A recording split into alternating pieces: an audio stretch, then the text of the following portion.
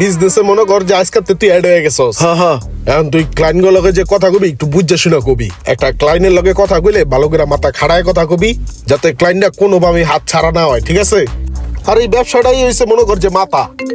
দাঁড়া একটু কল আইছে। হ্যালো। আরে ভাই তুই 1.5 কোটি টাকা লেগে কি বারবার আমার ফোন দিবি? তুই দিয়ে দেস না টাকাটা, সমস্যা কি? আরে ভাই তুই গুয়াংজু যাবি, শেনজেন যাবি, কই যাবি যা। আমার ওই জায়গায় 10 কোটি আছে, ওই জায়গাতে 1.5 কোটি আইনা দিয়া দে। এটার লেগে তো বারবার ফোন দেওয়ার কিছু নাই। রাখ, একটা জিনিস লেগে বারবার ফোন দেয়, ওই 1.5 কোটির লেগে ফোন দেয় বারবার। দিয়া দিব, এটা আমার ফোন দেওয়ার কি আছে? অল্প টাকা।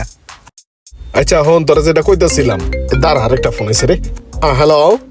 আরে ওই বেটা হনস না, আমি 12টা গাড়ি পছন্দ করছি, ওরা 10 কোটি টাকা অ্যাডভান্স করছি। তুই 10টাই পাঠাইলি, তুই 12টাই গাড়ি পাঠানোর ব্যবস্থা কর। আমি মনে কর যে আর 10 কোটি পাঠাইতেছি, তুই গাড়ি পাঠা, সমস্যা নাই। কার 10টা পাঠাইছে, 12টা পছন্দ করছি, টাকায় পড়তা পড়ে নাই, বুঝোস নাই?